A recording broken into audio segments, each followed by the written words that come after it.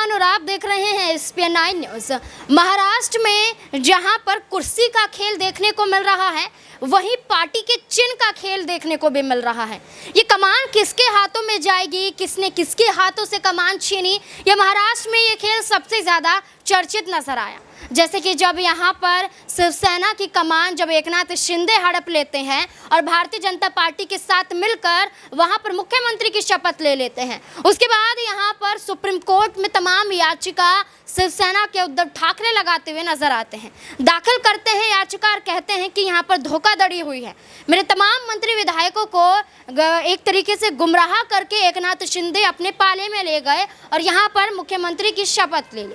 यहाँ पर शिवसेना ये दावा करती हुई नजर आती है जो उद्धव गुट की है कि हमें अपना शिवसेना का कमान वापस चाहिए, क्योंकि एक गलत तरीके से यहाँ पर एकनाथ शिंदे उस चुनाव चिन्ह को लेकर गए।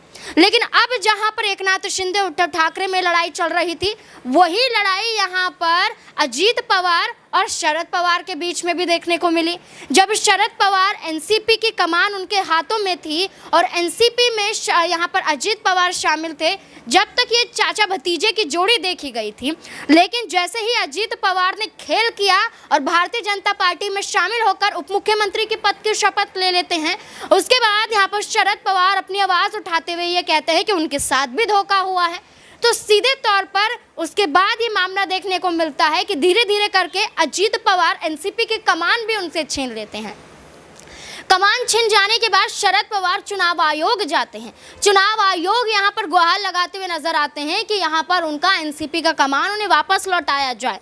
यहाँ पर एनसीपी की जो कमान है, जो पार्टी का चिन्ह है, एक गलत तरीके से अजीत पवार ने उनसे छीन लिया है। तो इसी मामले में चुनाव आयोग के तहत इस मामले को लेकर सुनवाई कहा जाए तो सुनवाई होती हुई नजर आई। इस मामले में सीधे तौर पर यह कहा गया चुनाव आयोग की तरफ से कि यहाँ पर एनसीपी की कमान दो हाथों में है।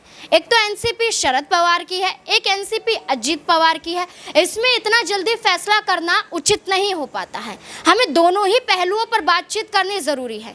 तो वैसे में शरद पवार की बात तो चुनाव आयोग के सामने रखी गई, अब अजीत पवार भी अपनी बात यहां पर रखेंगे और 6 अक्टूबर को इस मामले को लेकर फिर से सुनवाई और इस पूरे मामले पर एक बहस छिड़ती हुई नजर आएगी। अब देखना होगा कि 6 अक्टूबर को कौन यहां पर बाजी मार जाता है। उससे पहले आपको क्या लगता है कि क्या वाकई यहां पर एनसीपी की कमान शरद पवार के हाथों में आ जानी चाहिए?